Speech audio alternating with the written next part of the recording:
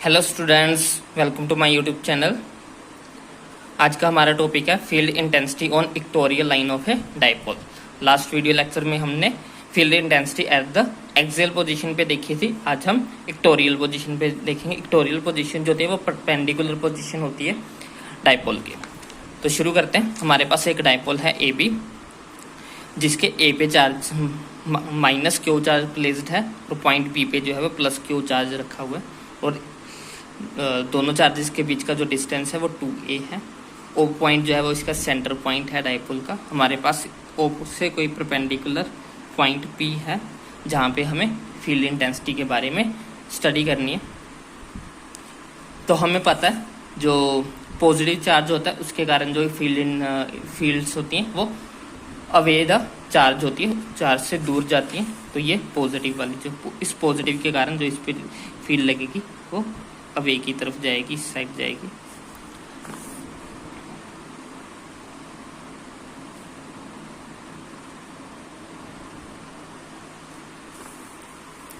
और negative charge के कारण जो फील्ड लाइंस होती हैं वो टुवार्ड्स द पॉइंट होती हैं, तो ये इस तरफ आएंगी, ए पॉइंट की तरफ आएगी। ये पॉजिटिव के कारण अवे द पॉइंट,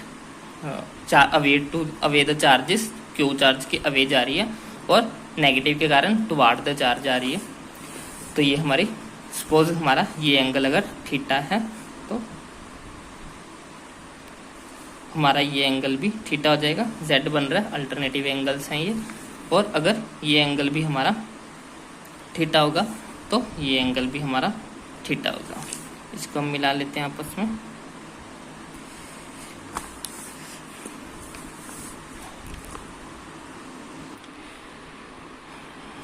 सपोज ये इलेक्ट्रिक फील्ड E1 है, ये E2 है।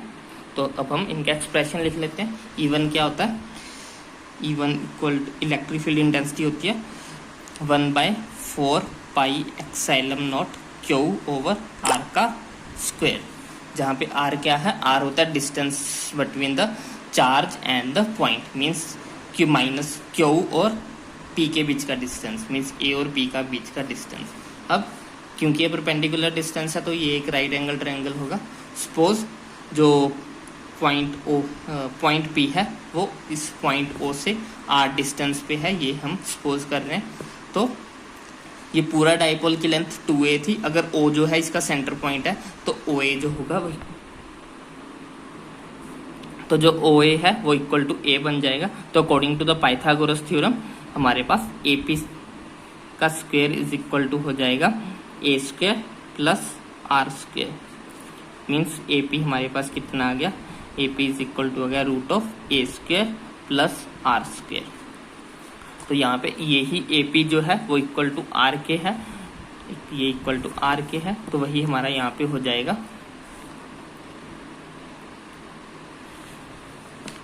तो ये हो गया हमारे पास 1/4 pi epsilon naught Q over R कितना आया? आया हमारे पास root of A square plus R square का स्क्वायर। स्क्वायर के साथ रूट जो है वो कैंसिल हो जाएगा। तो हमारे पास E1 कितनी आ गई? E1 आ गई हमारे पास 1/4 pi epsilon naught Q over A square plus R की स्क्वायर। ये आ गया हमारे पास E1। अगर हम ध्यान से देखें, जो इलेक्ट्रिक फील्ड का इंटेंसिटी का फॉर्मूला है वो डिपेंड करता है डिस्टेंस के ऊपर। तो ये डिस्टेंस भी सेम है और ये डिस्टेंस भी सेम है, तो दोनों के कारण जो फील्ड्स होंगी वो दोनों बराबर ही होंगी। मीन्स हम कह सकते हैं E1 इज इक्वल टू होगी E2 के, दोनों ही आपस में बराबर होंगी क्योंकि दोनों का डिस्टेंस ही बराबर है। और जो इलेक्ट्रिक फील्ड इंटेंसिटी है वो हमारे पास डिस्टेंस पे ही डिपेंड करती है। तो यहाँ पे दोनों डिस्टेंस बराबर है तो दोनों इलेक्ट्रिक फील्ड इंटेंसिटीज भी बराबर होंगी। तो E1 E2 is equal to आगे 1/4 pi epsilon naught Q over A square plus R की स्क्वायर। नेक्स्ट अब हमें ये देखना है, हमारे पास ये इलेक्ट्रिक फील्ड है, एक इस साइड जा रही है, ये E1 E2 है, और एक जो है वो इस साइड आ रही है, ये क्या है? हमारी E1 है। अब ये अपने रेक्टेंगुलर कंपोनेंट्स में डिवाइड हो जाएगी। यहाँ पे हमारा एंगल थीटा है, तो एक जो है वो कंपोनेंट इस साइड होगा और एक कंपोनेंट इसका इस साइड होगा, और इस वाली का एक कंपोनेंट इस साइड पे होगा और दूसरा इस साइड होगा। तो ये हो जाएगा हमारे पास E1 cos theta due to the E1 के कारण E1 कोस थीटा, और E2 के कारण हो जाएगी E2 कोस थीटा, और यहाँ पे E1 के कारण हो जाएगी E1 साइन थीटा, और यहाँ पे E2 के कारण हो जाएगी E2 साइन थीटा। दोनों अपोजिट हैं, E1 और E2 दोनों इक्वल है हमने देखा है, तो लेकिन ये दोनों एक दूसरे के अपोजिट डायरेक्शन में है, तो ये दोनों एक दूसरे को कैंसिल कर देंगे, तो हमारे पास E1 ये दोनों आपस में कैंसिल हो जाएंगे। तो क्या नेट इलेक्ट्रिक फील्ड किसके कारण होगी? सिर्फ इसके कारण होगी जो कोस थीटा वाला कंपोनेंट है। तो हमारे पास ई नेट जो होगी, टोटल जो इलेक्ट्रिक फील्ड इंटेंसिटी हो जाएगी वो हो जाएगी 2 times of means E1 cos theta plus E2 cos theta. अगर हम यहाँ से कोस थीटा कॉमन निकाल ले तो अंदर बचेगा E1 plus E2 cos theta, और हमें पता है कि E1 इज इक्वल टू है E2 के, तो हम यहाँ पे लिख सकते हैं 2E1 कोस थीटा। तो नेट इलेक्ट्रिक फील्ड इंटेंसिटी जो होगी वो इक्वल टू हो जाएगी 2 ऑफ E1 कोस थीटा के। अब E1 की वैल्यू पुट कर देते हैं, ये हो जाएगी 2 into 1/4 pi epsilon naught Q over R square plus A का स्क्वेयर इंटू कोस थीटा। अब कोस थीटा की वैल्यू क्या होती है? कोस क्या होता है हमारे पास? कोस थीटा इक्वल टू होता है base over hypotenuse B over H। तो यहाँ पे बेस क्या है? यहाँ पे बेस है हमारा A, तो बेस हो जाएगा A, और H क्या है हमारा? H ये था AP जो है वो H था। इसकी वैल्यू हमने क्या निकाली थी? इसकी वैल्यू हमने निकाली थी root of A square plus R square root of A square plus R square. ये हो गया हमारा 2 into 1/4 pi epsilon naught into Q divided by, यहाँ पे पावर 1/2 है, यहाँ पे पावर 1 है, दोनों को ऐड करेंगे तो पावर कितनी हो जाएगी? 3/2। ये हो गया R square plus A square की पावर 3/2, और साथ में ये A जो है वो ऊपर मल्टीप्लाई हो जाएगा। तो हमारे पास ये क्या बन गया? ऊपर क्या बन गया? 2A into Q into 2A। नीचे क्या बना? 4 pi epsilon naught into R square plus A square की पावर 3/2।